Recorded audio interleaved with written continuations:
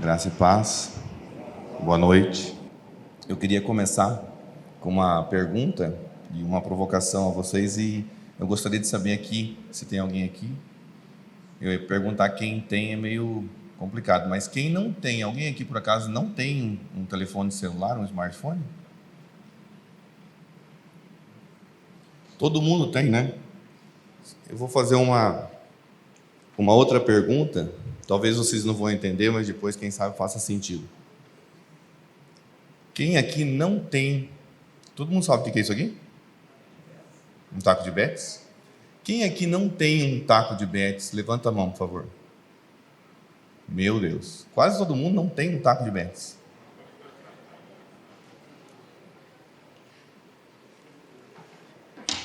Da outra vez, eu trouxe um carrinho de rolimã. Mas foi mais complicado, porque muita gente nem sabia o que é a palavra rolimã. E também porque, no final, eu deixei uma foto da apresentação que tinha a minha filha andando com o carrinho de rolimã que eu tinha mostrado aqui, e ela ficou uma vergonha, então eu não vou expor ela aqui de novo, né? Próximo. Ah, já passou. E quem aqui não tem redes sociais? Tem alguém aqui que não tem redes sociais? Lembrando que o WhatsApp também é uma rede social. Não tem jeito, né? Todo mundo tem. E é uma coisa que não tem jeito, né? Hoje o mundo está movido aí por essa ferramenta que... Vocês lembram de alguma coisa no passado que se assemelha a um aparelho telefônico celular, um smartphone? Na história da humanidade, alguma coisa se assemelha com o que a gente faz hoje com o telefone? Difícil de pensar nisso, né? A gente nunca parou para pensar que ferramenta tecnológica é essa que a gente tem hoje. Próximo. Aí que a gente faz essa pergunta. Só de eu disparar meu tempo aqui, que senão depois eu vou estourar, o Mário fica bravo comigo dos 30 minutos. Então a gente se pergunta, em relação à tecnologia de uma maneira geral, eu falo do smartphone porque a gente está deixando de tudo, né? Tem muita gente que nem vê mais TV, nem computador mais as pessoas estão usando, porque está sendo possível fazer praticamente quase que tudo pelo telefone, pelo smartphone.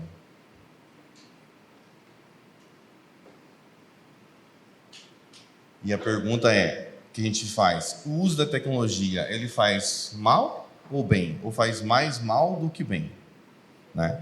A gente sabe que na vida, na própria Bíblia nos ensina que a gente tem que ter controle e domínio sobre as coisas, né? E equilíbrio no uso das coisas. Então depende muito daquilo que você faz com a ferramenta. E a gente vai ver, a gente verá, né, a respeito disso em relação às tecnologias que têm surgido. Próximo. Vou falar uns termos para vocês e resumir. Nossa, eu acho que a tecnologia aqui está sofrendo interferência, hein?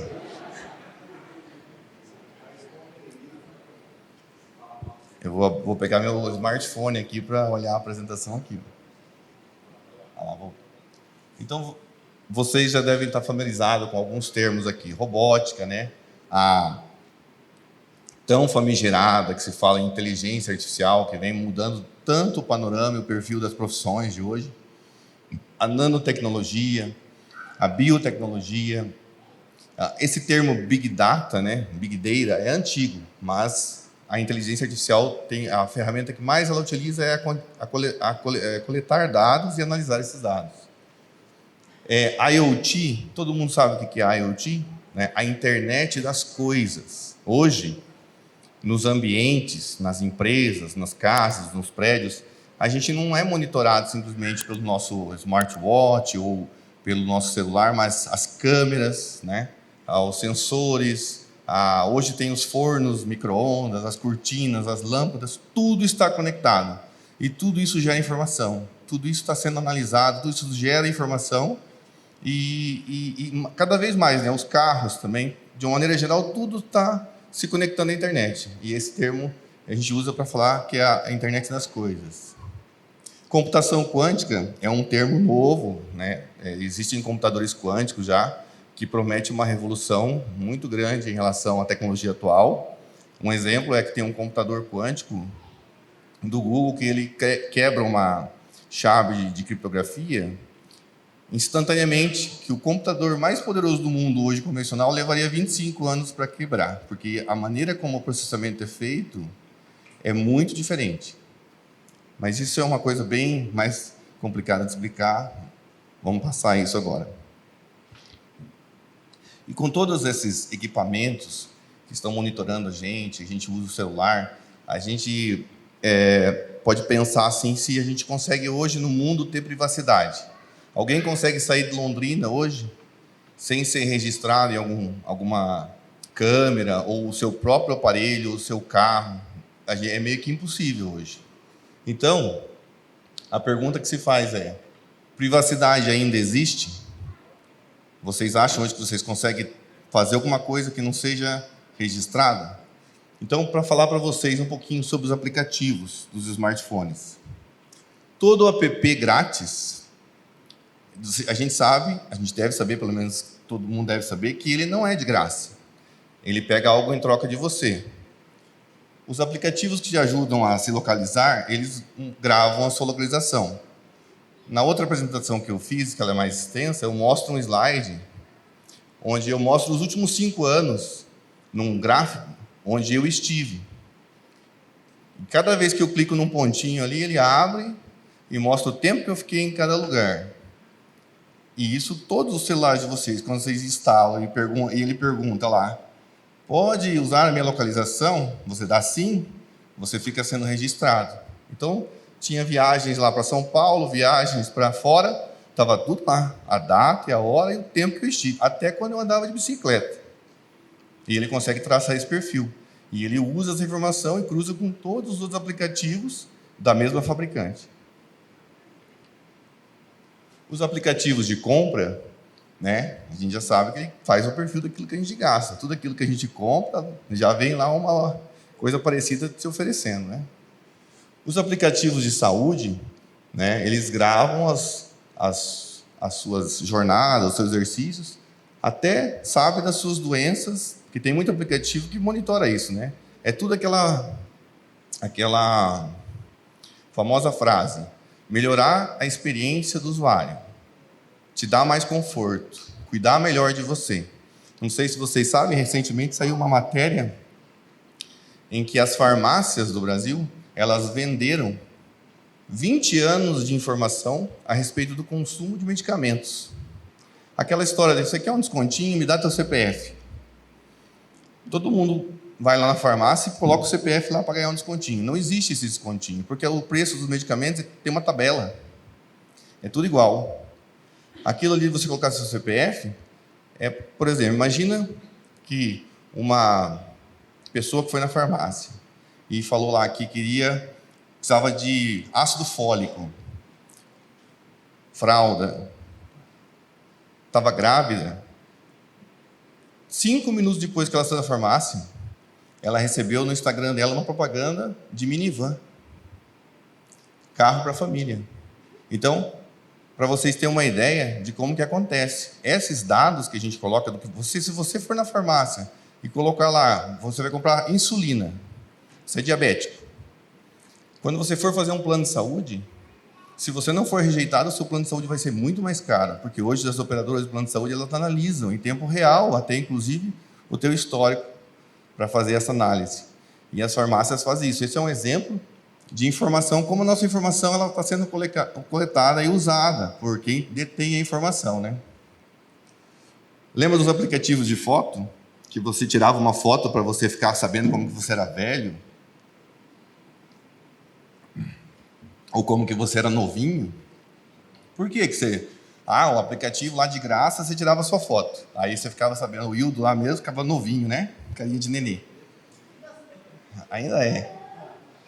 Mas todo mundo estava dando a sua imagem para um banco de dados, porque você permitia que o aplicativo armazenasse sua imagem lá. A gente não se questiona muitas vezes por que estão pegando nossa informação.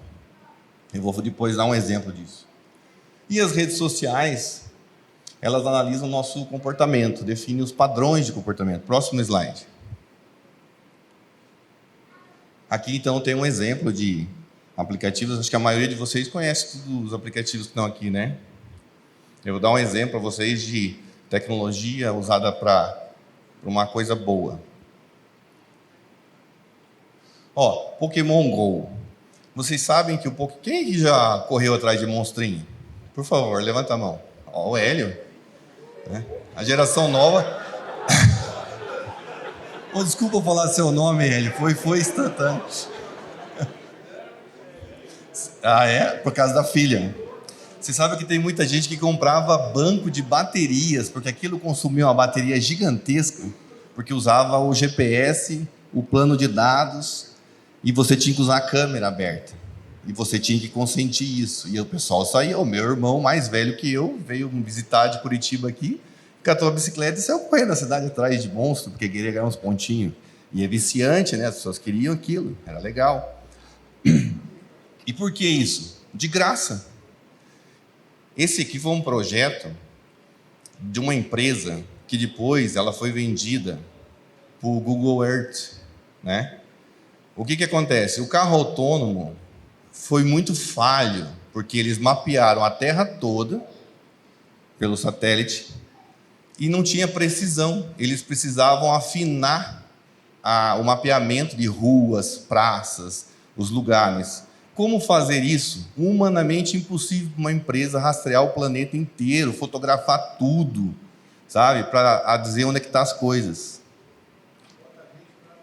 O que vocês acham que fizeram? Vocês, com os seus smartphones, com o dinheiro dos dados móveis que provavelmente seus pais ou vocês mesmos pagaram, e bateria, vocês saíram pelo mundo fazendo o trabalho para eles.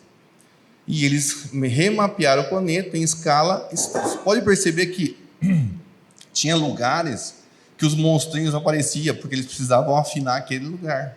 Tinha gente que fotografava o interior da própria casa. E tudo foi levantado para poder melhorar a ferramenta, para poder pôr o carro autônomo em prática. Esse é um exemplo de uso da tecnologia. Será que esse uso foi para o bem ou para o mal? Para o bem de alguém, com certeza foi, né? Aqui nós temos a Laura. Todo mundo aqui já ouviu falar da Laura? Não? Esse aplicativo da Laura, um rapaz de TI, ele perdeu a filha com alguns dias em uma UTI. Ela teve sepse, infecção generalizada, e morreu.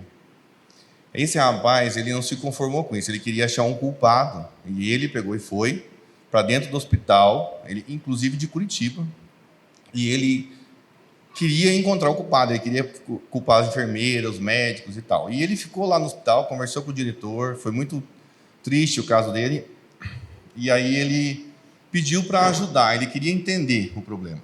E ele desenvolveu o protótipo de um software, que não é o software de gestão hospitalar, é um software que se adequa, porque ele usou conceitos de aprendizado de máquina e linguagem cognitiva para criar uma espécie de vírus, né?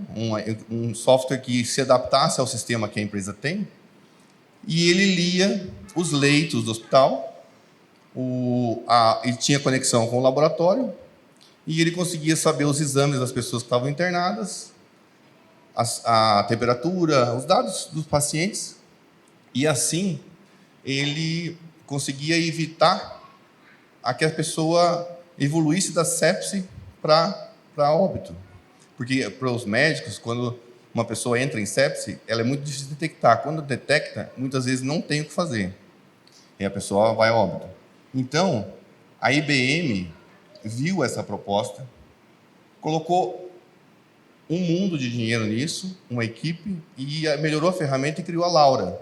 Ela é distribuída no Brasil para todo hospital público ou filantrópico. E faz isso. Eles cadastram os leitos, a equipe médica, e a Laura, ela fica o tempo todo analisando os dados vitais, exames laboratoriais. Quando ela percebe que alguém vai entrar em sepse, ela avisa o responsável por aquele leito. As pessoas vão lá. Então, esse é um exemplo de que salva muitas vidas, de um aplicativo, de um software, que é tecnologia de ponta e faz isso. Inclusive, existem casos em que, por exemplo, existe um caso de um paciente que estava no pronto-socorro e ia entrar em sepse. Não era um leito de UTI, nem de internação, e o software percebeu que aquele paciente que estava ali no PS dava indicativos que ia ter sepse. Ela não tinha quem avisar. Era um leito que não era cadastrado ali. Ela se reescreveu um código e disparou a mensagem para todos os médicos. e a vida dessa pessoa foi salva. Então, hoje, com toda a evolução desses aplicativos, existe agora o advento dos nossos eus virtuais, nossos assistentes para tudo, que são médicos, psicólogos, advogados, pessoais, né, através de aprendizado de máquina, de todos esses recursos, né, de internet das coisas, da inteligência artificial. Muitas pessoas estão naturalmente se relacionando melhor com máquinas do que seus semelhantes. Elas estão sempre disponíveis, dão melhores respostas, parecem saber nossos desejos e pensamentos. Vocês não têm essa impressão que... Eu não sei quem aqui já usa IA, ou usa um assistente pessoal, ou conversa com alguma inteligência e percebe. Mesmo o aplicativo, se vocês forem pensar, foge para um aplicativo lá, ele está ali sempre aqui, teu gosto, aquilo que você gosta de ver, aquilo que você gosta de consumir, e por aí vai. Tem até um filme, não sei se vocês já viram falar desse filme, Ela. Esse filme aí tem mais de 10 anos. É um filme que retrata a história de uma pessoa que tinha um problema no relacionamento com a esposa, e ele, através de um celular, que na época era super moderno, tinha uma IA ali que conversava com ele, que tratava de assuntos complexos, e ele se apaixonou pelo celular, pela IA. Eu não sei se vocês já se perceberam nessa situação de gostar tanto do seu celular, achar tão legal aquilo que ele tem para você. Hoje existe, não sei, talvez a Dani vai falar sobre isso, mas existe muito caso de diagnóstico, aumentou demais o diagnóstico de autismo nas crianças. Só que muitos casos em que as crianças, na verdade, hoje não olham para as pessoas, né? Existe um costume não. Hoje acontece muito que as crianças só olham para a tela do celular. Muito diferente das gerações anteriores, que a gente se socializava, não tinha o celular. Hoje você entra no elevador, em 10 segundos a pessoa tira o celular, usa o celular como uma barreira de proteção.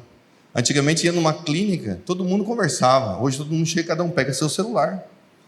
A gente vai em restaurantes e vê famílias inteiras, cada um no seu celular. As pessoas estão desaprendendo a conversar com o outro, porque elas querem conversar com elas mesmas.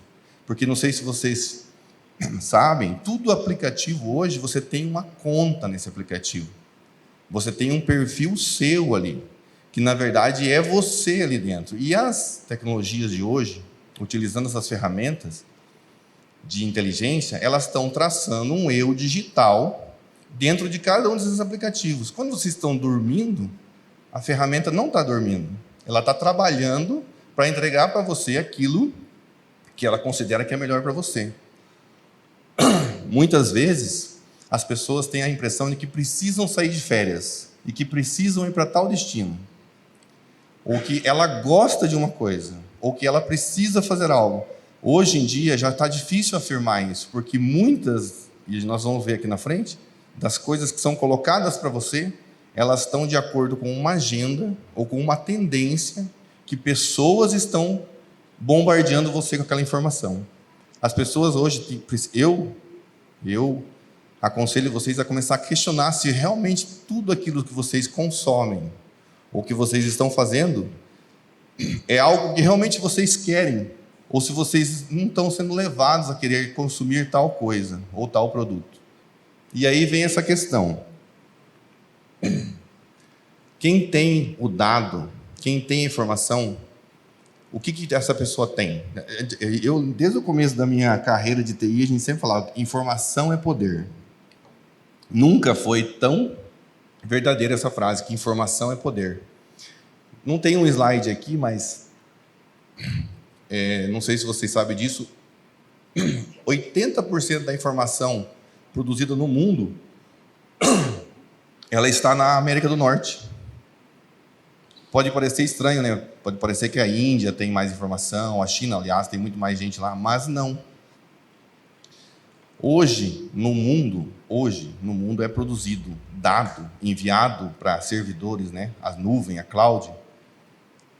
Maior quantidade de dados é produzida hoje do que ontem e toda a história para trás. A cada dia, a quantidade de dados produzida em 24 horas, ela sempre supera o dia anterior e a história pregressa. Imagina um jogo de futebol no Maracanã, ou um show lá da cantora Taylor Swift. Todo mundo com o celular filmando e carregando aquilo ali. Vocês têm noção onde que vai e onde que se armazena tudo isso, a quantidade de dados? Cada vez mais as pessoas estão indo para a tecnologia, estão indo para o smartphone. E cada vez mais as pessoas estão concitadas, estimuladas a produzir informação. Ou seja, a gente está aprendendo muito com a tecnologia. Só que a inteligência artificial, está aprendendo com todo mundo. Aprendendo de você, quem você é, o que você faz, onde você está. E você, toda vez que instala um programa, você pode ver lá na instalação que se dá acesso a ela, à câmera, ao microfone, a todos os sensores, até sensores vitais do celular, para que ele possa analisar você. E aí a gente tem isso aqui, ó. Propaganda direcionada, efeito manada, resultados em tempo real, manipulação de massas e implantar ou destruir ideias. Nós que somos cristãos, nós estamos vendo isso, né, acontecer. Essas ideologias que são colocadas e tudo mais. Todo mundo lembra aqui daquele teste da vassoura em pé? Quem que colocou a vassoura em pé? Quando foram... Ninguém sabe disso? Sabe? E a vassoura ficou em pé, né? Aquilo foi um teste. Porque se você ficar lá tentando colocar uma vassoura em pé, ela vai ficar qualquer dia, não tem que ser um dia específico nem nada. Mas aquilo foi um teste, e todo mundo que colocava a vassoura em pé postava isso. Isso foi um teste de resposta. É um teste para ver quantas pessoas estão dispostas a responder a uma chamada de forma imediata, ou em quanto tempo a pessoa leva para responder. Propaganda direcionada. Existe hoje propaganda comercial ruim? Antigamente existia a TV lá, que era broadcast, né? O cara fazia uma propaganda e todo mundo assistia. E aí eles pegavam o perfil deles. Hoje a gente sabe que quem quer vender um produto,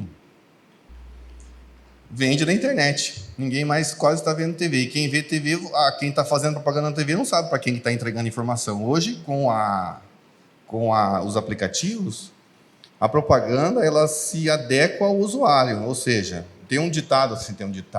Tem uma expressão que fala que é assim, depois de Deus, quem sabe mais da sua vida, quem que é? É o histórico do seu navegador. Não é a sua esposa, ou a esposa não é o seu marido. Porque o histórico do seu navegador sabe realmente quem você é, o que você está acessando. E o que você está acessando, tem muita gente que fala assim, mas o TikTok na China, ele entrega um conteúdo de estudo, de ensino. O TikTok no Brasil só é porcaria, funk e tudo mais.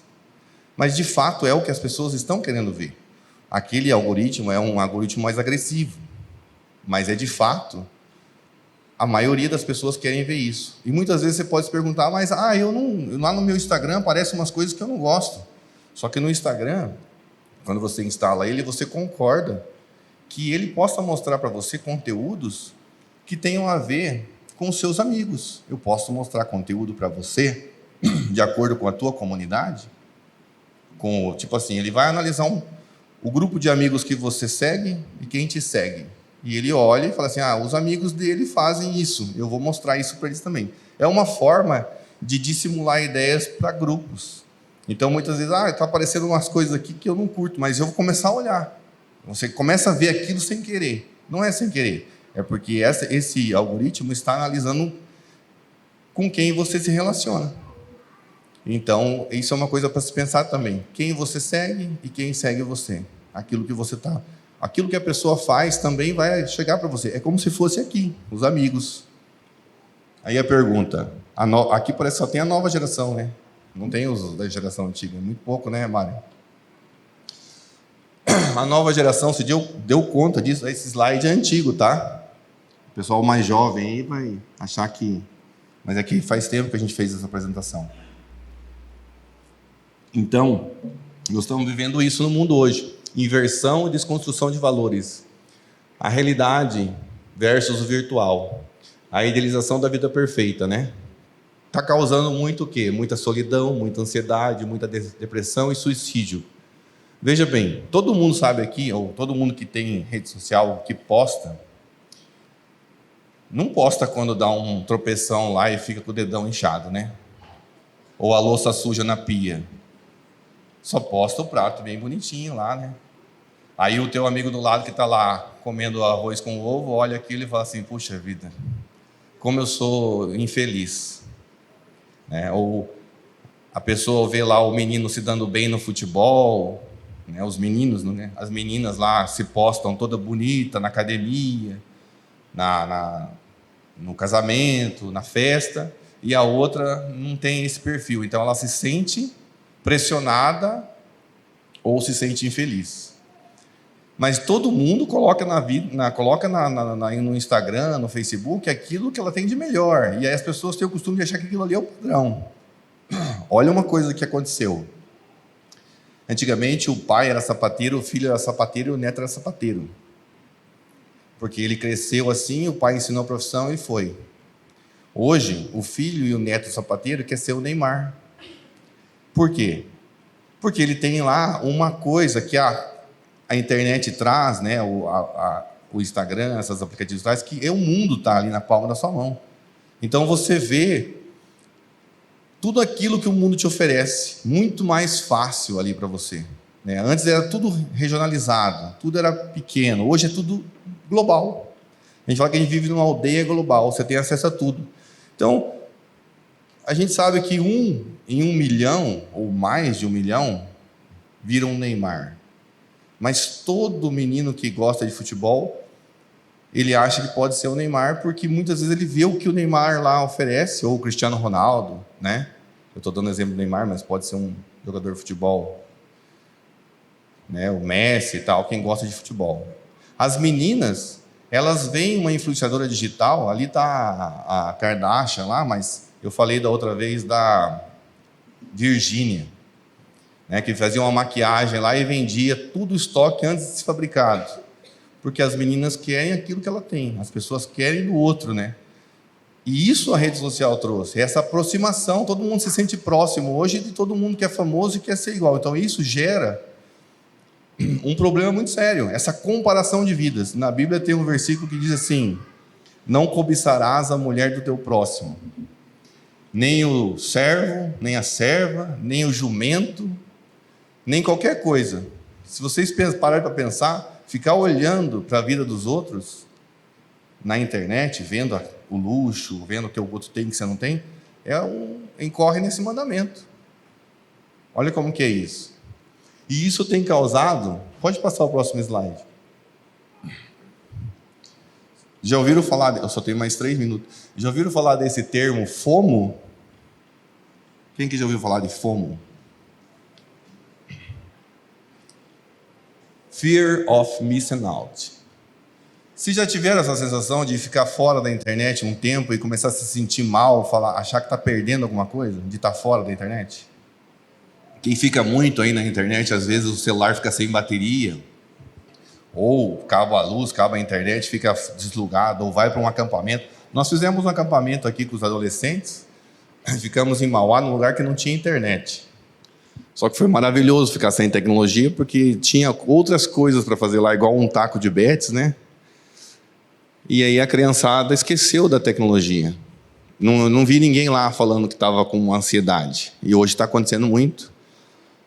Casos de ansiedade por ficar sem usar a tecnologia, sem jogar, sem ficar no seu aplicativo, sem ficar vendo as coisas que a pessoa gosta. Eu já sofri com isso aí. Tinha uma época que eu trabalhava em esquema de plantão, né? Como eu trabalhava em hospital, qualquer problema de servidor, de sistema, eu era acionado. Quando o meu celular vibrava, eu sentia um mal-estar, porque eu achava que podia ser alguma coisa ruim. E isso é um tipo de ansiedade que dá de uso de tecnologia. E quando eu ficava um tempo sem o celular, saía para pedalar e ficava fora, quando eu pegava, eu ficava pensando, meu Deus, o que vai acontecer? E tinha essa sensação também de não saber o que os outros estavam fazendo. Eu não sei se isso é uma coisa que eu estou falando que não é comum para vocês, de ficar assim, sentindo isso. Isso é uma doença já, né? E tem muitos jovens que estão sofrendo com isso. Então, a FOMO é o medo de não saber o que outras pessoas estão fazendo, levando a sentimentos de ansiedade que impactam fortemente nas atividades da vida diária, assim como a produtividade no trabalho. Tem gente que não consegue nem trabalhar, fica lá no celular. Um desafio para as empresas hoje é como fazer os funcionários trabalhar, né, e não ficar lá numa... Tem um caso de um país aí, Suécia ou Suíça, que desenvolveram um vaso sanitário que está nos Estados Unidos, nas empresas hoje, que ele é desconfortável para a pessoa ficar. Você fica numa posição que você está sentado ali e você cai do vaso. Porque é incrível a quantidade de pessoas que saem do setor para ir no banheiro e fica lá no banheiro no celular. Eles desenvolveram um vaso para não ficar a pessoa sentada no vaso. Pessoas que têm FOMO acabam, por isso, tendo uma necessidade constante de se atualizar nas redes, Facebook, Instagram, Twitter, YouTube, mesmo durante a noite, no trabalho, durante as refeições ou ao dirigir, que por vezes pode representar um perigo para a segurança. Eu confesso, eu acabo respondendo no celular enquanto estou dirigindo, e olha, só pela graça de Deus, para não bater o carro, para não fazer coisa errada. Mas o mundo hoje está fazendo isso com a gente, né? Todos esses comportamentos são resultantes da angústia causada pela insegurança de viver offline. Pode gerar ansiedade, estresse, mau humor, desconforto ou até mesmo depressão. Tem muitas outras coisas que acontecem. Tem casos de suicídio por bullying, né? Tem uma outra palestra que fala sobre isso. Mas isso é uma coisa real que está acontecendo. Pode passar o próximo slide, por favor. E aí, eu só ia dar mais um dado para vocês, que é em relação à questão de alguns aplicativos, por exemplo, o Instagram, que algumas pessoas me perguntam. O Instagram, ele tem uma propaganda muito direcionada. Ele sabe realmente aquilo que eu quero. Vocês sabem como... Tem gente que fala assim, nossa, parece que ele sabe meus pensamentos, né? Eu falo com alguém aqui sobre alguma coisa, aparece aquele produto para mim. Ou às vezes eu nem falo. E estou vendo que meu feed aqui está mostrando muito disso ou daquilo. Vocês sabem como esse mecanismo funciona? Olha, o Instagram lê o seu olho quando você está vendo uma foto. Quando você está rolando ali, você não precisa curtir. Basta que você pare alguns segundos sobre uma imagem que lhe agrada. Vocês sabem que nossa pupila dilata. Quando a gente olha para... A menina olha para aquele menino bonito, lindo, que ela quer namorar e casar, e sente paixão, a pupila dilata. Quando o homem vê aquele carro, objeto dos desejos dele, aquela Ferrari, a pupila dilata. As redes sociais utilizam essa informação para direcionar conteúdo para você. Mesmo que você não clique em nada, só de você olhar, ele sabe.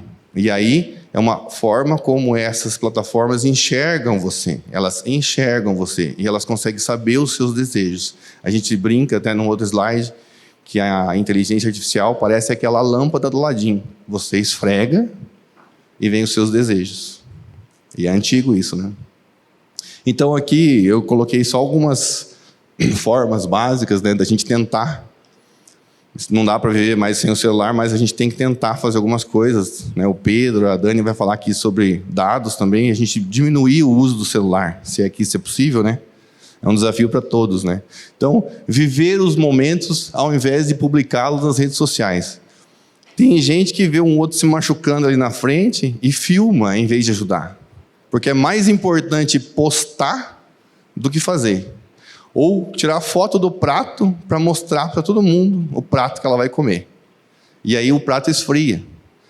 Né? Tem uma frase que a Mônica uma vez postou que há momentos que são para ser vividos. Né? Então, só posta uma frase, porque você não tem que ficar mostrando para os outros a sua vida. Na verdade, você tem que ver que existe um grande sistema que está analisando e que está incitando você cada vez mais a colocar ali na rede social aquilo que é a sua vida. Priorizar as pessoas que estão por perto. Né? Aquilo que eu falei do restaurante. A família inteira ali, todo mundo com celular. Ninguém está falando com ninguém. Tem que priorizar aquele que está do seu lado, fisicamente. Reduzir a utilização de smartphones, tablets, computadores ou qualquer outro dispositivo com internet. Aqui vale não usar tanto dispositivo à noite, né? E hoje todos os dispositivos têm filtro de luz azul. a partir das 19 horas, ativar isso para você diminuir o estímulo que tem da luz, né? Na época que a gente morava no sítio e não tinha luz, todo mundo dormia com as galinhas e acordava de madrugada.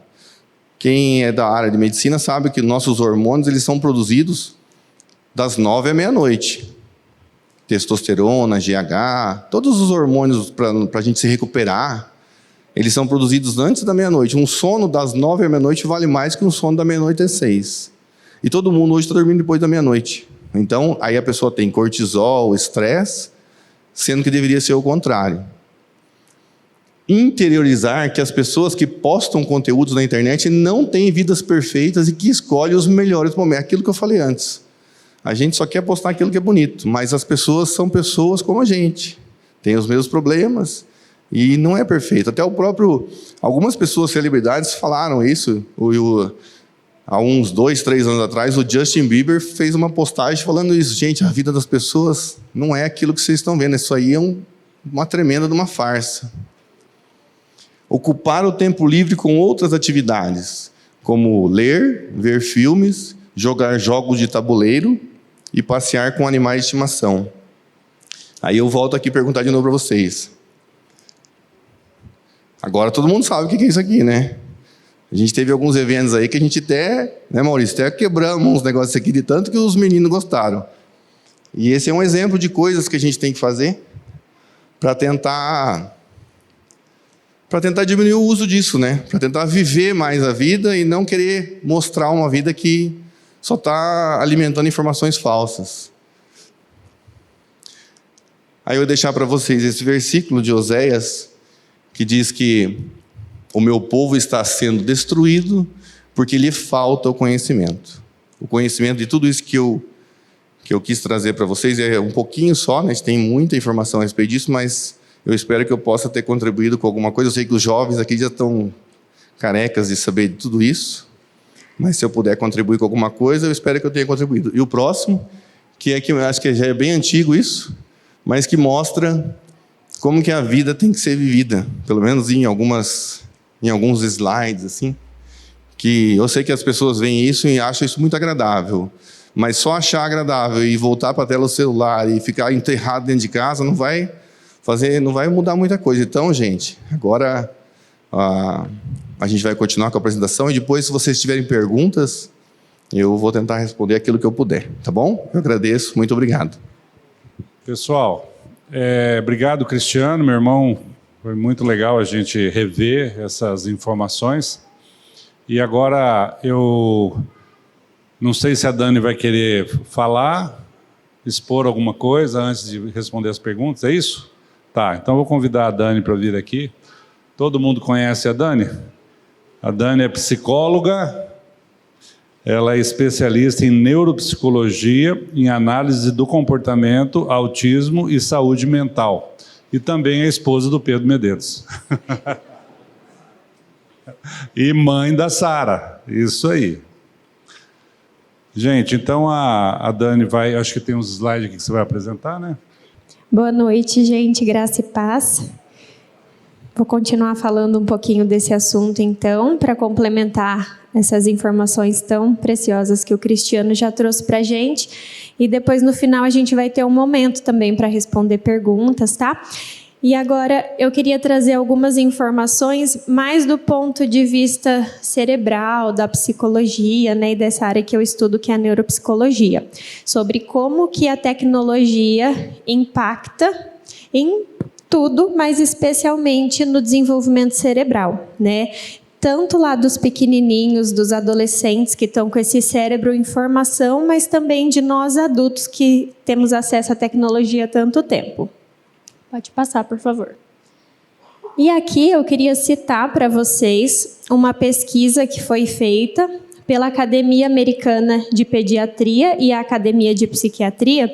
É um estudo recente, é de 2021, que mostra que tem uma perspectiva que 46% dos americanos, em algum momento da vida, vão ser diagnosticados com algum transtorno.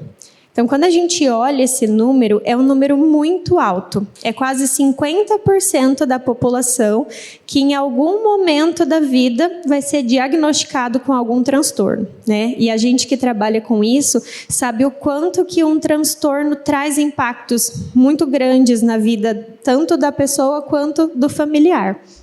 E aí, pode passar o próximo? E agora eu queria falar para vocês quanto tempo que a gente tem passado nas telas para a gente pensar, será que isso tem alguma coisa a ver com aquele dado, né, de quase 50% da população aí com um transtorno e o tanto de tempo que a gente gasta. Aqui é mais específico falando das crianças e dos adolescentes, mas a gente já tem alguns números que são assustadores, né? Que crianças de 0 a 2 anos passam uma média de 49 minutos por dia, entre 2 e 4 anos, quase 2 horas e meia por dia, entre 5 e 8 anos, mais de 3 horas por dia, 8 a 12, quase 5 horas, e adolescentes aí perto de 8 horas por dia. Então, vamos pensar, né? Um dia com 24 horas. 8 mais ou menos deveria estar dormindo. Um período inteiro na escola, outro período para comer, necessidades básicas, tomar banho, não fecha a conta, não encaixa mais 8 horas, né? Então, significa que outras práticas essenciais estão sendo negligenciadas para que um adolescente passe 7 horas e meia por dia no celular. E agora, quero falar um pouco para vocês como que as telas impactam no desenvolvimento do nosso cérebro. Claro, gente, que a gente já sabe aqui do quanto que a tecnologia facilita a nossa vida, né? E o nosso intuito aqui hoje é falar mal, porque todo mundo já sabe o que de bom a tecnologia nos proporciona. Por isso que a gente passa tantas horas por dia. Mas a gente quer olhar aqui hoje o quanto que uma ferramenta que poderia nos ajudar, nos auxiliar e que de fato faz isso, quando a gente tem um acesso acima do que é saudável, né, acima do que é adequado, como que isso tem um impacto enorme em toda a nossa vida. E aqui eu trouxe uma informação um pouco mais técnica, que é do quanto que os eletrônicos desencadeiam a produção de dopamina no nosso cérebro, de uma forma muito rápida e intensa. A dopamina é um neurotransmissor que está ligado com o prazer, com a motivação, essa sensação que a gente tem quando a gente está fazendo uma atividade prazerosa. E a tecnologia, a rede social, tem o poder de trazer isso de uma forma muito intensa. Quando, por exemplo, a gente assiste uma coisa engraçada, um vídeo que é emocionante, isso mexe com a gente de um jeito muito poderoso. E de um jeito que outras coisas acabam quase que perdendo o efeito. É só a gente comparar o tanto de estímulos que a gente tem mexendo no celular ou assistindo um filme e o tanto de estímulos que nós temos lendo um livro. Né? O livro tem um estímulo ali, que é o visual, ele fica paradinho, é branco e preto. A tecnologia, as telas, né, elas são coloridas, tem aquela explosão de cores, tudo muito rápido, muitas informações, tem a parte auditiva também, a gente está segurando no celular, então é um estímulo tátil também. Então, são vários dos nossos sentidos sendo acionados ao mesmo tempo, enquanto que em tantas outras coisas da nossa vida a gente não tem essa carga de estímulo ao mesmo tempo. E aí, quando a gente para pensar, o que tem o poder, né, de trazer uma carga de prazer intensa na nossa vida, a gente lembra de drogas, né? A gente lembra, por exemplo, do açúcar, as pessoas que consomem muito açúcar, pornografia, são vias que as pessoas buscam que trazem um prazer muito imediato. E aí vamos pensar uma criança que é muito acostumada a ter esse prazer imediato através da tecnologia. Como que essa criança vai ter habilidade para sentar numa sala de aula e ficar paradinha escutando o professor falar, né? Então, isso vai ali desde cedo, de um cérebro que está se formando, vai já trazendo uma série de consequências, porque as crianças simplesmente deixam de aprender a prestar atenção, né? Então, a gente fica acostumado ao tempo todo ter esse prazer muito excessivo. E é semelhante ao vício, como o Mário falou aqui hoje, né? Realmente, essa carga de dopamina toda hora vai gerando uma sensação de vício. E aí aqui eu trouxe esse dado da dopamina de novo, e só para ficar mais claro, a gente tem uma região ali no nosso cérebro que é como se fosse uma caixinha, né? E a dopamina é esse neurotransmissor que enche essa caixinha. Então, quando a gente está fazendo uma coisa que é prazerosa, essa caixinha fica cheia. Mas quando a gente para de fazer e volta ali fazer as atividades do dia a dia, né, coisas básicas do que a gente precisa fazer, trabalhar, lavar a louça, arrumar o quarto, é como se o nosso cérebro interpretasse que aquela é uma atividade muito chata, porque ela não enche a caixinha igual o Instagram enche. Então, essa caixinha nossa ali do nosso cérebro, ela enche muito rápido com a tecnologia, logo ela esvazia também, que geralmente tudo que vem muito rápido vai embora rápido.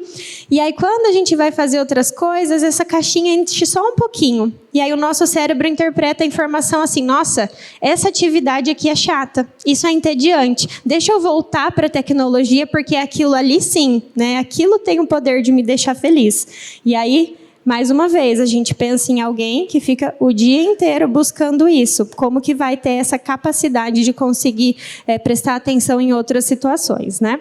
Aqui eu trouxe esse dado da epigenética, que é uma área muito estudada hoje na medicina, na psicologia. A epigenética é aquela área que fala que o nosso ambiente ele tem um poder de estabelecer comportamentos em nós, de alterar coisas na nossa vida, muitas vezes até mais do que a nossa própria genética. Então, às vezes, a gente nasce com um gene para ter alguma doença, algum transtorno, mas por causa de um ambiente saudável. Vamos pensar, por exemplo, alguém que tem o gene lá da diabetes. Mas é uma pessoa que se cuida, faz exercício físico, não exagera no açúcar. Essa pessoa pode passar a vida toda sem desenvolver essa doença, porque o ambiente dela está controlado, né?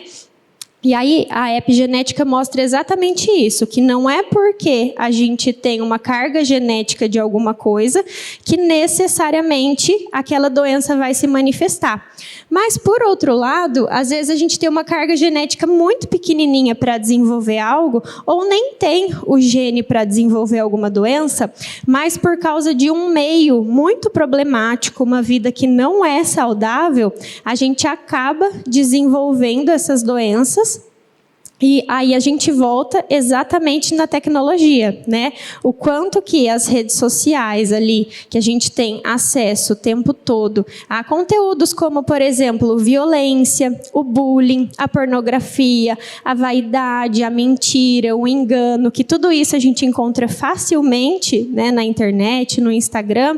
Como que essa somatória de coisas pode fazer com que a gente desenvolva transtornos psíquicos ou até mesmo físicos, né, de estresse, de ansiedade, que a gente nem tinha aquela carga genética para desenvolver, mas por causa desse uso exacerbado, a gente acaba desenvolvendo isso. Pode passar, por favor? Pode passar esse também. E aí, aqui, eu trouxe mais uma pesquisa, que é da área da pediatria, que mostra as modificações cerebrais que o uso das redes sociais causa, aqui especificamente em pessoas com menos de 14 anos. Então, o que esse estudo concluiu? 27 mil participantes. Ter smartphone antes dos 14 anos aumenta muito os riscos à saúde mental. Níveis mais altos de tristeza, ansiedade, depressão e níveis mais baixos de autoestima, motivação e resiliência. Então, quando a gente para pensar em tantas habilidades que um serzinho pequenininho, um bebezinho precisa desenvolver ao longo da vida, e ao invés de essa criança estar em contato com um mundo que estimula isso, e essa criança fica lá em contato com a televisão, com o YouTube, com o Instagram, a gente consegue enxergar, e isso é muito claro para todos nós, né? Como que a gente vê crianças que não têm habilidades básicas de comunicação, que não sabem olhar nos olhos, porque para conversar no Instagram a gente não olha no olho, né? No Instagram, no WhatsApp, a gente não precisa esperar o outro terminar de falar, para a gente falar. Um manda áudio, o outro manda áudio em cima, eu posso estar respondendo, deixa a conversa para lá e depois eu continuo. Eu sou do tipo que demora uma semana para responder no WhatsApp. E na vida real, esse tipo de coisa não é permitido, né? A gente precisa saber escutar as pessoas, olhar nos olhos das pessoas. A gente precisa desenvolver o carinho, o afeto, o toque, né, com a nossa família. E todos esses pontos são pontos que a comunicação pela rede social não desenvolve.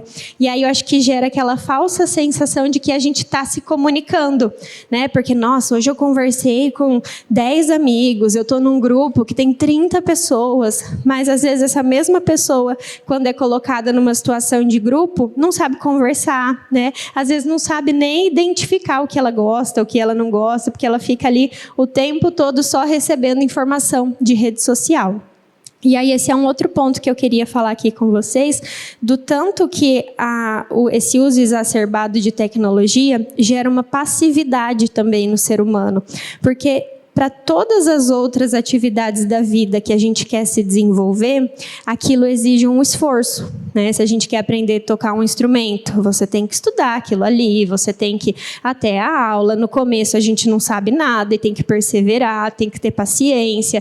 Tudo isso que você faz por anos para aprender a tocar um instrumento, para você tocar e se sentir alegre, se sentir bem, vem a recompensa depois de muito tempo. E essa persistência, essa paciência é algo que a rede social tem tirado de nós, porque ali a gente tem esse prazer muito imediato, como eu estava falando, né? Então, para que eu vou gastar tempo aprendendo uma coisa que é difícil, que me estressa, que me tira da zona de conforto, sendo que eu posso sentar no sofá e assistir Netflix o dia inteiro e me sentir super feliz também, né? A gente é totalmente passivo fazendo uso da tecnologia. A gente deita no sofá e só olha para a TV. Isso não exige nenhum esforço. E aí, mais uma vez, a gente olha, sempre os estudos que eu olho são os mais atuais, que vêm muito dos Estados Unidos, que a gente vê pessoas cada vez mais ansiosas, né? Os Estados Unidos têm uma taxa muito alta de pessoas com obesidade, com sedentarismo, com insônia, depressão e suicídio, né? Que é algo assustador quando a gente olha o número de pessoas que se suicidam por dia no mundo. Claro que a gente não está falando que tudo isso está relacionado à tecnologia, mas a gente sabe que a tecnologia tem um impacto muito grande, né? E só para a gente fechar, para a gente depois poder ir para as perguntas, eu queria trazer também do quanto que isso gera um impacto na família, que é o tema aqui que a gente está tratando. Porque quando a gente pensa naquilo que a gente olha no Instagram, que são as famílias perfeitas, né? Todo mundo tem um pai muito legal, uma mãe muito legal, um filho perfeito, maravilhoso, que é igual lá em casa. A gente só posta foto da Sara quando ela tá lindinha, arrumadinha, de lacinho, né? Uma graça. Você fala, nossa, essa criança nem deve chorar. Nunca acordou a mãe de madrugada, né? Eu não posto quando ela chora de madrugada, né? Pedro, dessa parte eu não vou falar. Então a gente não mostra essas coisas, né? E aí até quando a gente vai viver aquilo na nossa vida, a gente chega lá então para ser mãe. Virei mãe. E aí, né? Como que deve ser? Deve ser igual a blogueira postou lá, né? Que é tudo perfeito, a criança perfeita. E daí não é. Né? A gente percebe a nossa incapacidade, a gente percebe que os nossos filhos têm defeitos, os nossos maridos têm defeitos, e aí vem aquela sensação como se fosse só com a gente, como se a gente fosse azarado e tivesse algum problema na nossa família. Tipo assim, a minha família deve ser a única que passa por isso, né? Porque a de todo mundo é muito boa, ninguém mais está passando por isso que eu estou passando. Então, traz muito essa sensação de não valorizar a própria família. E isso é muito nítido quando a gente conversa hoje com a maioria dos adolescentes. A maioria são revoltados com os pais, né? A maioria se sentem vítimas da família, porque tem essa sensação de que todas as famílias são boas, menos os meus. E aí, para a gente fechar, eu trouxe só essa recomendação também, que ela faz parte de um estudo da Academia Americana de Psiquiatria, que mostra qual é a quantidade de tempo na tela que, assim, não é que é para a gente fazer aquilo ali no dia a dia. O ideal é que a gente fique o menos possível, mas esse tanto não demonstrou ter tantos prejuízos nos estudos. Então, de 0 a 18 meses, a criança não tem que ter nenhum tipo de acesso à tela, nenhum. De 18 a 24 meses, menos de 1 hora por dia. De 2 a 5 anos, no máximo 1 hora, de 6 a 17, 2 horas, e 18 ou mais, que é o que a maioria de nós aqui se encaixa, de 2 a 4 horas por dia. E depois eu queria até sugerir para vocês que vocês entrassem naquele aplicativo, na configuração do celular, que mostra quanto tempo que você fica no celular por dia. E a gente se assusta quando olha, porque a gente fica muito mais do que isso, né? O ideal é que a gente ficasse ali no máximo 2, mas a gente às vezes fica 4, 5, 6, eu mostrei os adolescentes que ficam 8, tem pessoas que ficam até muito mais do que isso. Então, trouxe aqui hoje alguns dados, né, mais técnicos, desse ponto de vista mais cerebral, para conscientizar que o impacto ele acontece desde lá dos pequenininhos na infância, na adolescência, mas também para nós, adultos. É isso. Obrigado, Dani. Depois nós vamos ter que aprender a ver no celular aí quanto tempo a gente fica, né? Eu quero convidar então agora o Cristiano, a Dani, o Pedro e o Guilherme. O Pedro e o Guilherme por conta da geração deles, porque a minha geração não foi criada na tela do celular. Então a geração deles vai falar agora um pouquinho, eles vão falar, responder as perguntas aí. Como eu falei, eu já ia emendar uma pergunta aqui, e eu queria aproveitar o gancho aí que a Dani acabou de falar. Nessa questão, quando a criança já está nesse processo que eu chamei de vício, não sei se é esse o nome, né? Que a criança já está nesse processo de querer muito ficar na tela, não querer obedecer, não querer fazer outras coisas, atividade física e tudo mais. Qual é a saída? Qual é a solução? O que os pais têm que fazer para que isso volte atrás ou restabeleça a normalidade? Bom, depende muito da criança, da família e da idade, né? Quando é uma criança pequena, que os pais ainda têm mais controle sobre o comportamento dela, a gente orienta que a família vá fazendo essas mudanças aos poucos, né? Então, uma criança que passa 5 horas por dia para ir para o próximo dia para 0 de tempo no celular, vai ser um processo muito mais doloroso para todo mundo. Então, a gente orienta que seja diminuído aos poucos e que outras atividades sejam inseridas.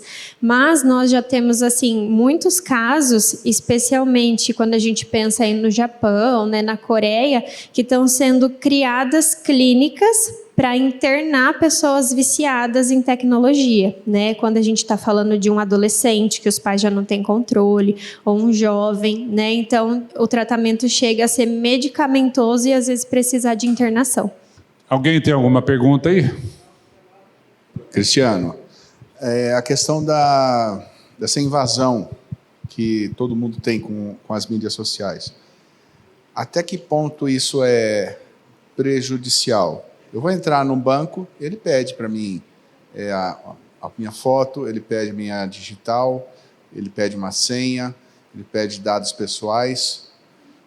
Hoje você vê o Serasa, que é uma empresa que você faz pesquisa dos seus clientes, vazou dados sigilosos. Até que ponto isso é prejudicial para um ser humano normal, para um afegão médio? As câmeras de monitoramento, elas não só gravam a sua imagem, ela reconhece quem você é.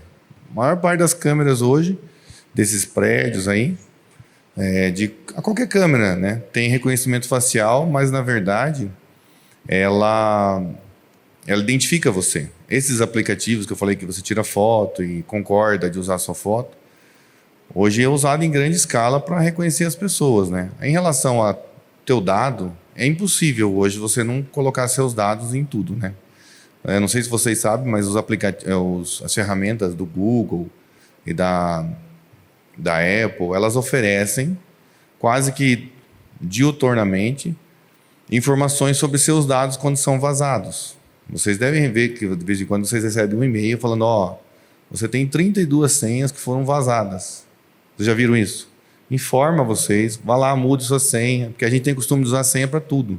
Uma senha só, ou quando pode. E cada vez mais vão criando complexidade de senhas para tentar evitar isso. Mas, inevitavelmente, não existe isso de uma empresa que seja impenetrável. Nós tivemos casos da própria Apple que tiveram as fotos do iCloud de muitas personalidades vazadas na internet. Então, não existe 100% de segurança. E até que ponto é prejudicial? Eu diria que quando afeta a sua vida, né? Quando muda a sua rotina. Porque tem muita gente hoje sofrendo muito prejuízo com isso, né? Nós temos os casos aí de golpes virtuais. Aquela outra palestra que eu fiz sobre golpes virtuais. Parece ridículo, né? Mas as pessoas estão perdendo muito dinheiro com isso, né? Usa um mecanismo simples do ser humano, que é o tal do bilhete premiado, aquele joguinho das nozes lá. Você instiga você, usa neurociência, não sei qual é a expressão, usa o que a gente tem, a curiosidade, né? Aquela coisa, você ganhou, a ambição, exatamente, engenharia social, né? Isso. E aí faz você entrar nisso. Então aí existe o prejuízo, né? Tem pessoas que se apaixonam por pessoas que não existem, e que tem casos aqui até que foi falado que mesmo você falando para a pessoa, mostrando para ela que aquilo é um fake, né? A pessoa não quer acreditar naquilo, porque mexeu com a dopamina, mexeu com a ocitocina, a pessoa se apaixonou, deu todo o dinheiro que tinha. Nós tivemos um caso aqui em Biporã, o empresário perdeu R$2 milhões por uma coisa que não existe. Então... Pessoal, com o avanço da tecnologia e a modernização do trabalho conhecido como home office, eu queria saber como isso pode ser prejudicial também, tanto quanto a rede social, e se as empresas vêm pensando nisso e vêm desenvolvendo alguma coisa para que essas pessoas que trabalham de home office fiquem o tempo inteiro, mais de 8, 10 horas na frente de uma tela, se tem alguma atividade ou algum exercício que eles proporcionam. Olha, eu tenho experiência, meu filho trabalha em home office, já está há 3 anos na TCS e trabalhou muitos anos, inclusive uma coisa, assim, eu acredito que seja muito prejudicial. Ele fez faculdade na pandemia e foi péssimo para o aprendizado e para a socialização. E depois que terminou a faculdade e entrou na empresa que é home office, ficou trabalhando quase que 2 anos em casa. Para mim, que sempre saí para trabalhar, que a gente não está acostumado com isso, né? Mas a realidade de agora é assim. É um desafio, viu? Porque não é saudável. Recentemente, de uns meses para cá, ele está indo 3 vezes por semana na empresa. E é nítida a mudança de se relacionar com pessoas reais. Você vê a mudança na vida da pessoa, já quer fazer outras coisas, já quer sair mais. Então, eu não sei se a Dani tem algum dado técnico sobre isso, mas eu, pessoalmente, posso dizer que isso é uma coisa muito complicada. Você realmente não ter o contato das pessoas e ficar em frente a uma tela de computador trabalhando, por mais que você converse com outras pessoas, então não é igual ao contato humano. E eu não sei, as empresas promovem encontros, promovem palestras, tentam interagir, fazer as pessoas virar uma equipe, um time e tal, mas eu vejo assim muita falsidade, se torna, na verdade, um ambiente hostil. Eu trabalhei nos últimos anos no hospital com esse tipo de relacionamento e eu posso falar, eu me senti muito mal. Não foi assim, para mim foi uma coisa que eu poderia dizer assim que é um ambiente doentio até, mas, né, é a minha opinião. Agora, eu não vou saber. Não só não é saudável, como não é produtivo. Então, há um movimento na maior parte das empresas que adotaram durante a pandemia o trabalho remoto, eles estão retomando com tudo para o trabalho presencial. Porque é importante o relacionamento humano, é importante que as pessoas levantem a bunda da cadeira, sentem um do lado do outro e resolvam um problema na hora, não procrastina. Então, falando como administrador, a orientação que a gente dá para os clientes que trabalham efetivamente com esse regime é cuidado, porque você pode estar sendo lesado financeiramente como negócio.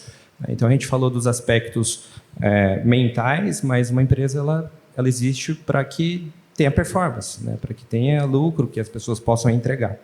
E eu queria, puxando a sardinha para o lado da administração, né? Quando você citou que não tem custo, né? Obviamente a rede social, eu queria perguntar para vocês quanto que vocês pagariam para acessar as redes sociais de vocês. Vou começar dando alguns valores, vocês levantam a mão, como se fosse um leilão aqui. Quem pagaria isso? Pagaria R$10 por mês para acessar todas as redes? Eu pagaria 10. 10ão? Beleza, quase todo mundo. 40ão, quem pagaria R$40 para acessar as suas redes? Opa, já caiu pela metade. R$150 para acessar todas as suas redes? Ninguém mais. 150 por mês para acessar todas as redes? Poucos, bem poucos já. E aí eu fiquei pensando, né? Quanto custa a minha hora, a sua hora de trabalho? E eu vou dar alguns exemplos com base na média do brasileiro. Uma pesquisa feita pela RD Station, o pessoal dos marqueteiros aí conhece bastante essa empresa. Ela diz que no Brasil nós passamos 3 horas e 49 minutos nas redes sociais. E aí, se você ganha, faça essa conta aqui comigo. Vou dar alguns exemplos. Se você tem um salário de R$2.000 por mês e você passa 4 horas do seu dia em rede social, é equivalente a R$1.200. R$1.200 que você está pagando porque seu tempo é improdutivo. Você não está fazendo nada além de ócio. Nada além de cobiçar o que está ali, se deixar influenciar por aquelas mensagens. Um salário de R$2.000, você trabalha 8 horas por dia, ao longo do mês você faz seus 2.000. Ô Guilherme, Na mesma proporção... Então quem está pagando não é quem está no ócio, é o patrão. É o patrão. Ou quando você está em casa mesmo. Um tempo que você está produzindo R$0. Ah, mas eu estou na minha caixinha do nada. Mas tempo é dinheiro. Agora eu vou te dar um exemplo. Se você ganha R$6.000 por mês e você fica 4 horas, significa que você está pagando, porque você não está produzindo naquele momento, R$3.600. E se você ganha R$20.000 e você fica 4 horas por dia, equivale a R$12.000. Se a gente não conseguiu aqui meia dúzia para pagar 150 por mês, saibam que vocês estão pagando 1.200, 5.000. Faz a conta do seu salário. Pega o seu salário, divide por 200 horas no mês e multiplica pelo tempo que você fica por dia na internet. Você vai chegar no teu número. E é assustador. É assustador. Eu queria... Antes do Mário passar ali, eu queria ler um versículo, Mário, que está em 1 João, no capítulo 2. A palavra diz assim, 1 João 2, verso 15. Não ameis o mundo, nem as coisas que há no mundo. Se alguém amar o mundo, o amor do Pai não está nele.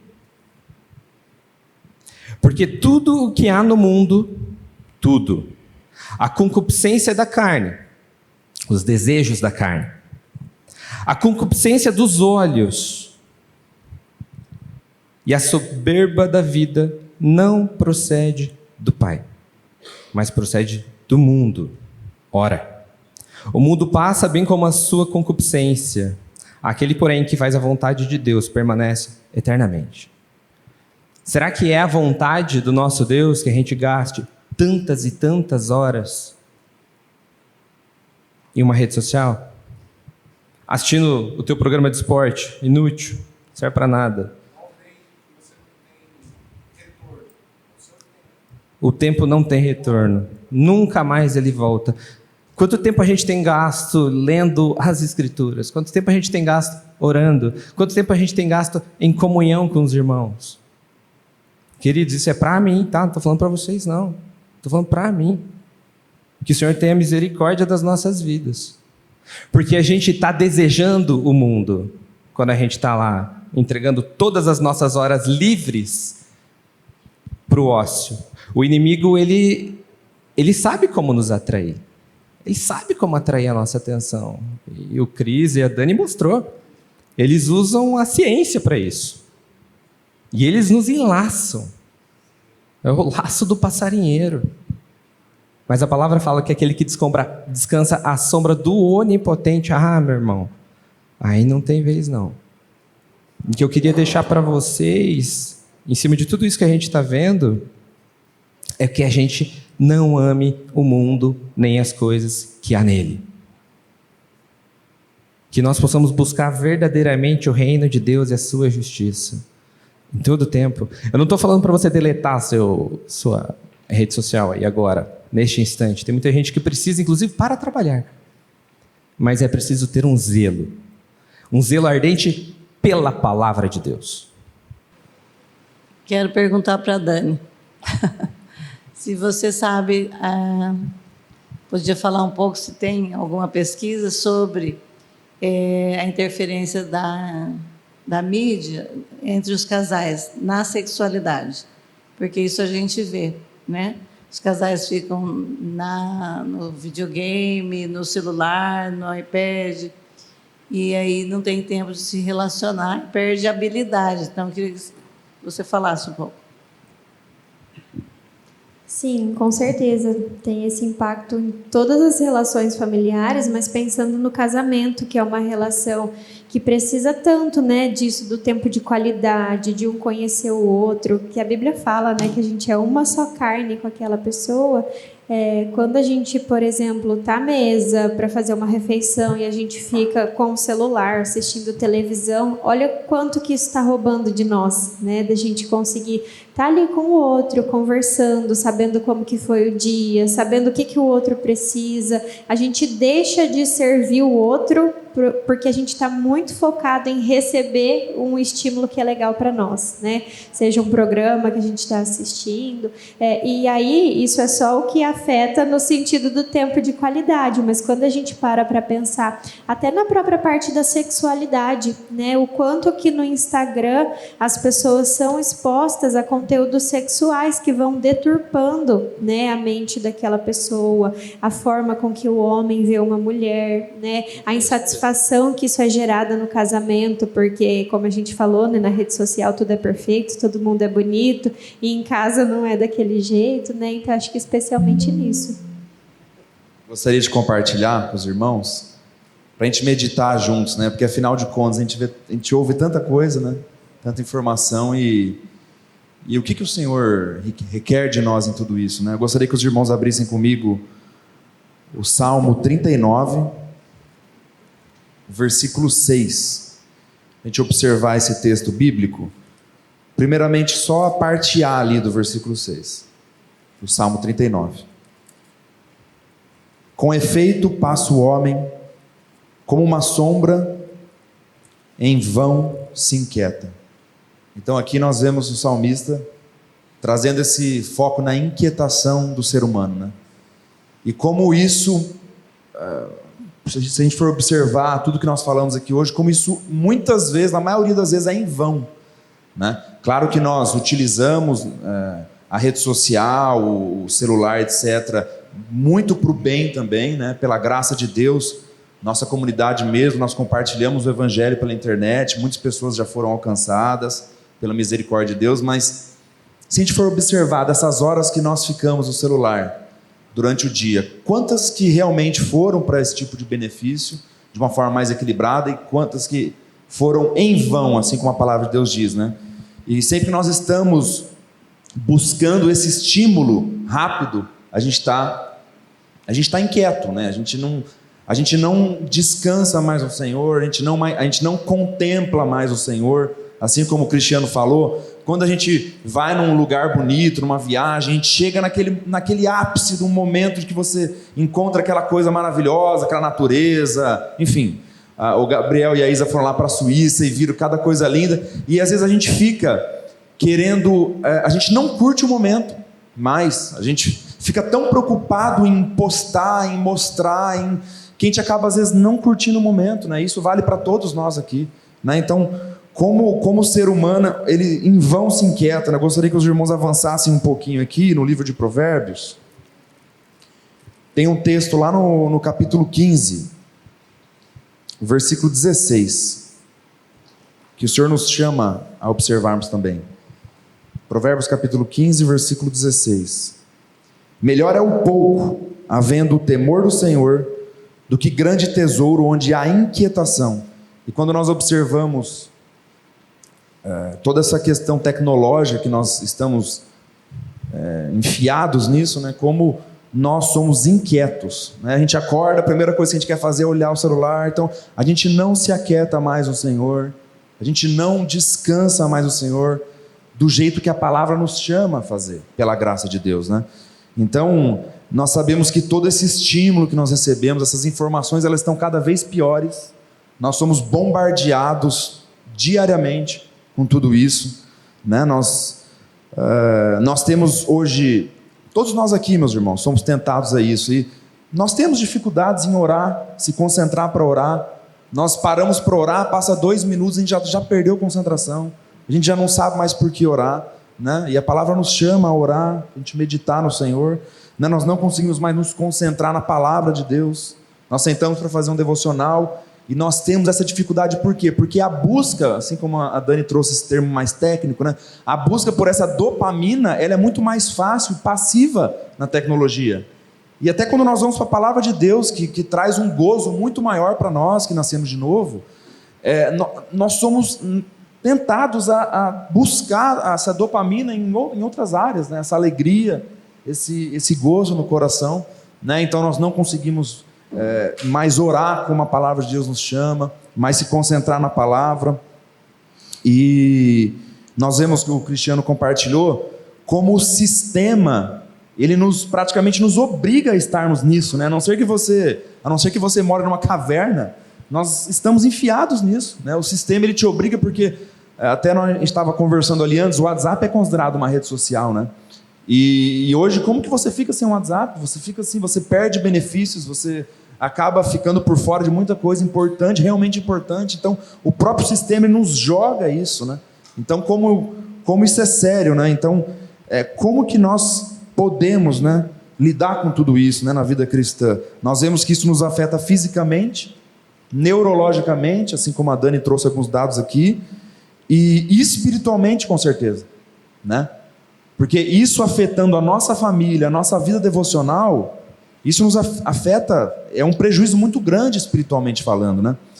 Então, tudo isso tira com certeza o nosso foco do Senhor, que é o mais importante. É por isso que nós estamos reunidos aqui, porque um dia o Senhor enviou o Filho dele, carregou os nossos pecados naquela cruz, e nós nos reunimos aqui em nome de Jesus, o nosso Salvador. Tudo isso tira de fato o nosso foco no Senhor. Eu falo por mim, meus irmãos, sabe? A minha esposa sabe, nós somos tentados a isso, né? E como nós precisamos da graça de Deus, da ajuda dos irmãos, para a gente, como que a gente pode dizer, a gente minimizar esses danos, que infelizmente nós estamos enfiados nisso. Mas o que a gente pode fazer pela graça e pela misericórdia de Deus para que a gente possa minimizar esses danos, né? Até porque a gente tem que tentar olhar com equilíbrio as coisas, né? A gente sabe que a tecnologia, ela tem seus benefícios, até a Dani trouxe os dados sobre as telas, e o ideal é que a gente siga aquilo ali, mas nós sabemos que cada família tem sua realidade. Às vezes a mulher fica sozinha com um bebê, e ela precisa cozinhar, ela precisa ir no banheiro, e o bebê está chorando. Então a gente sabe que tudo isso tem que ter um equilíbrio, né? A gente tem que olhar com essa misericórdia também, se possível a gente evitar, mas a gente tem que olhar, cada um tem sua realidade também, e a gente tentar achar esse equilíbrio benéfico na tecnologia, né? Então, só para finalizar minha fala, se a gente for ali para o Salmo 46. Salmo 46, o versículo 10. O que o Senhor nos chama e por que Ele nos chama, né? A palavra diz assim: aquietai-vos e sabeis que eu sou Deus. Sou exaltado entre as nações, sou exaltado na terra. O Senhor dos exércitos está conosco. Deus de Jacó é o nosso refúgio. Então, a palavra primeiro nos chama a nos aquietarmos, que é uma coisa que a gente não consegue mais fazer hoje. E a palavra nos fala que nós nos aquietamos porque o Senhor é o nosso refúgio. E para onde que nós nos refugiamos? Para as redes sociais, para o celular, para o YouTube, para tudo isso. Nós não nos refugiamos mais para o Senhor. Então, até se algum irmão quiser compartilhar, como que nós podemos, na prática da vida cristã, minimizar esses danos, né? Pela graça de Deus e ajudar nossos irmãos. Eu queria complementar a informação do Pedro. Só complementar essa questão que você falou, que nós somos incitados a estar todo o tempo na rede social. Essa é uma estratégia que a gente tem que pensar o seguinte: nós somos o produto. Toda plataforma, né, a Meta, que é dona de várias plataformas, eles vendem ao cara, é igual eu falei da viagem, nas ilhas Fiji. O cara tem um hotel lá de 6 estrelas, de 5 estrelas, ele precisa ter hóspedes. Ele vai comprar da Meta uma forma de colocar essa informação do que ele tem para vender para as pessoas comprarem a viagem. Como que ele faz isso, né? Ele vai encontrar pessoas que estão estressadas e querem viajar. E aí, muitas vezes, será que você realmente quer ir para aquele lugar? Não, você está sendo explorado como um produto. E a ferramenta Meta vende isso porque ela se gaba de ter bilhões de usuários. Os aplicativos são vendidos quando tem uma grande massa. Hoje existe uma expressão chamada gado, né? Porque nós somos olhados por essas ferramentas dessa forma. Nós somos um produto a ser explorado. E aí é onde a gente tem que pensar. Aquelas notificações, aquilo tudo que te tira, né? Você vai lá fazer um estudo, aí todo celular te notifica. E você vai ali para o celular, muitas vezes você abandona o teu estudo, porque agora você viu isso, viu aquilo, e você segue ali. E essa é uma estratégia, porque se você é um usuário offline, você não é um produto a ser explorado. Então vão fazer de tudo para você estar na rede social. E aí, eu gostaria de compartilhar o versículo de 1 Coríntios 6:12, só para falar sobre essa questão. Todas as coisas me são lícitas, mas nem todas convêm. Todas as coisas me são lícitas, mas eu não me deixarei dominar por nenhuma delas. A gente precisa ter domínio sobre as coisas e não deixar que as coisas nos dominem. E o que está acontecendo hoje, que o mundo está falando, como o Pedro falou, é que estão nos dominando. Então isso é para vocês pensarem. Eu queria fazer uma pergunta interessante. Até que ponto a quantidade de seguidores no Instagram gera confiança e segurança para quem está tendo essa informação? Bom, hoje a própria plataforma, o que acontece? O Instagram, quando a pessoa compra seguidores, antigamente isso acontecia muito, né? A pessoa queria ter um número grande de seguidores para poder ser alguém. Mas isso gera descrédito, porque seguidores falsos não curtem, não compram, não dá engajamento, não dá retorno. Então, você pode ver que tem muita gente lá que tem um perfil lá com 100, 150 mil seguidores e posta uma foto e tem 30 curtidas. Então, você vê ali que não é uma... E a plataforma identifica isso. E está removendo isso. Porque isso é uma coisa... Até tem algumas ferramentas que as pessoas utilizavam para fazer isso, para buscar seguidores. E isso, como gera dados que não são verdadeiros, a plataforma também não consegue vender, né? É aquilo que eu falei da empresa que quer anunciar. Isso é um dado importante. Então, isso é uma coisa que, no meu entendimento, hoje está sendo bem trabalhado, né? Mas eu não sei se foi essa a pergunta, se era nesse sentido ou se... É isso? Eu quero agradecer o Cristiano, o Guilherme, a Dani e o Pedro por compartilharem com a gente aqui. Espero que tenha pelo menos despertado alguns aqui em relação ao efeito que as mídias têm, mas, na verdade, nós sabemos que isso não é uma chave que tem que ser virada de uma hora para outra e mudar completamente a nossa vida, mas que a gente saiba usar com equilíbrio, com sabedoria, com o cuidado para que a gente não seja dominado, como foi dito aqui, pelas mídias, que a gente não seja usado, que as nossas vidas não sejam usadas por outros para efeito de comércio e que a gente não fique simplesmente entregue à vontade dos homens, mas sim à vontade de Deus, né? Que as nossas vidas não são feitas para sermos instrumentos dos homens aqui, mas que Deus quer que a gente seja instrumento dele aqui neste mundo e não dos homens, porque essas coisas vêm para nos escravizar, para muitas vezes nos viciar, e nós precisamos saber, de acordo com os princípios da palavra de Deus, saber lidar com isso aqui neste mundo, porque a gente sabe todos os efeitos negativos que isso tem, mas que o Senhor tenha misericórdia, que Ele nos dê essa graça de podermos ter esse entendimento, esse discernimento. Em cima de tudo isso que a gente falou, irmãos, 1 Pedro, no capítulo 5, no verso 8, Pedro, fechando a sua carta, ele deixa uma orientação para aquela igreja, que eu acho que cabe perfeitamente aqui para mim e para você, neste exato momento. E a palavra diz assim, em 1 Pedro, no capítulo 5, no verso 8, sede sóbrios e vigilantes. O diabo, vosso adversário, anda em derredor, como leão que ruge, procurando alguém para devorar.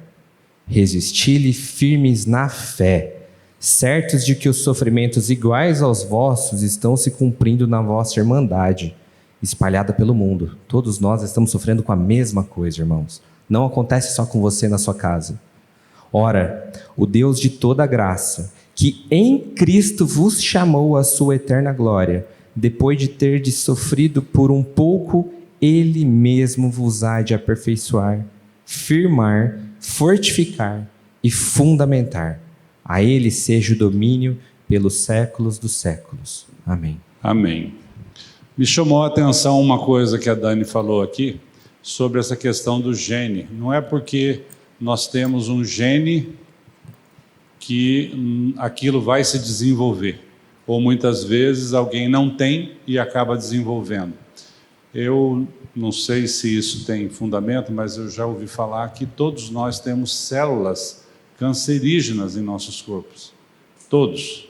Mas alguns desenvolvem o câncer e outros não. Por quê?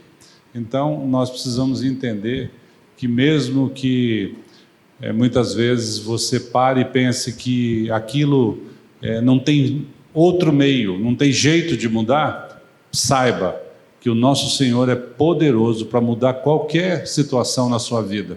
Se você está preso a isso, se você não está dando conta de mudança, de transformação, saiba que o Senhor é poderoso, então coloque-se diante dele e peça para que ele mude, para que ele te liberte, se você porventura estiver num vício de internet, num vício de pornografia, num vício de acesso a redes sociais que está tomando o seu tempo. Eu fiz aquela intervenção com o Guilherme, que ele estava falando um negócio de valor, porque eu falo isso para o pessoal que trabalha comigo lá.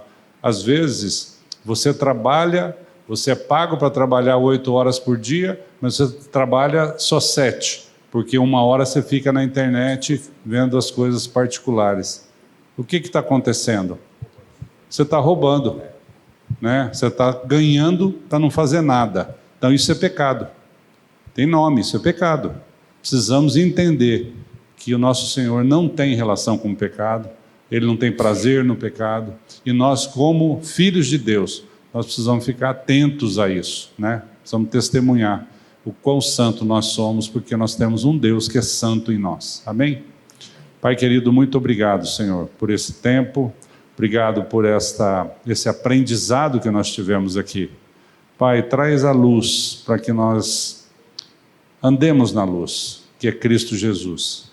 Traz para nós a verdade, Pai, traz para nós o discernimento do alto, para que nós sejamos sal e luz aqui neste mundo, que as nossas famílias sejam santas, o quanto Tu és santo.